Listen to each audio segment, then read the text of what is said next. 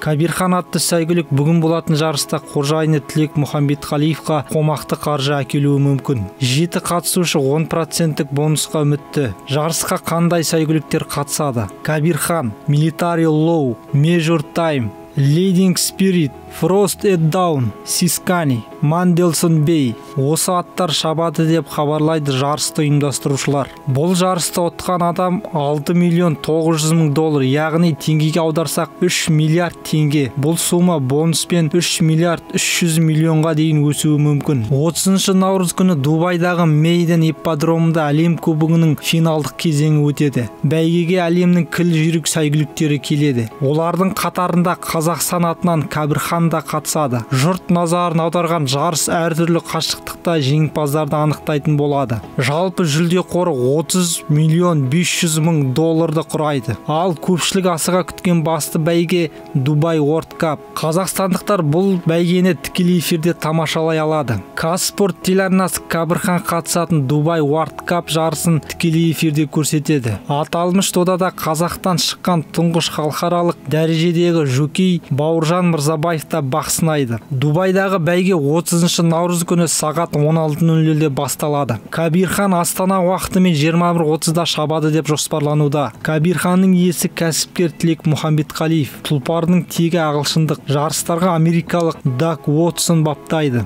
Дубай World Cup бәйгесінің жүлде қоры 12 миллион доллар. Бірінші орын иегері 6 миллион 900 мың долларды еншілейді. Одан кейінгі орындарға төмендегідей сыйақы беріледі. Екінші орынға 2 миллион 400 мың ақш доллары, үшінші орынға 1 миллион 200 мың ақш доллары, төртінші орынға 600 мың ақш доллары, бесінші орынға 360 мың ақш доллары, алтыншы орынға 240 мың ақш доллары, жетінші орынға 120 мың ақш доллары берілетін болады. Бәйгеге өткен жылы бірінші болып келген Ушиба Тисоро да қатысады. Арғымақ жапон кәсіпкері Кенджи Ретекудзиге тиесілі. Тұлпарды ол ертеректе 20 миллион иенге алған, яғни 165 мың доллар. Ал қазір иесіне 13 миллион 900 мың долларға жуық табыс сыйлаған. Кабирхан атты сәйгүлік 2020 жылы 3 ақпанда ақштың Кентукки штатында Кехнер Тольберт атқорасында дүниеге келген. 1,5 жасқа дейін сол жерде өскен. Содан кейін әлемдегі ең үлкен сәйгүліктер аукционына шығарылған. Бұл әлемдегі ең үлкен аукциондардың бірі. Мұнда жылына 4 мыңға жуық сәйгүлік сатылады.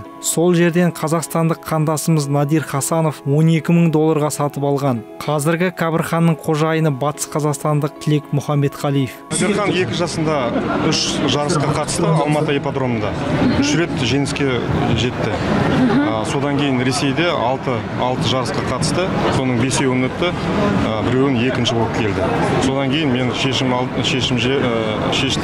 оны Дубайға жіберуге. Соның 11 қарашада ол Дубайға келді.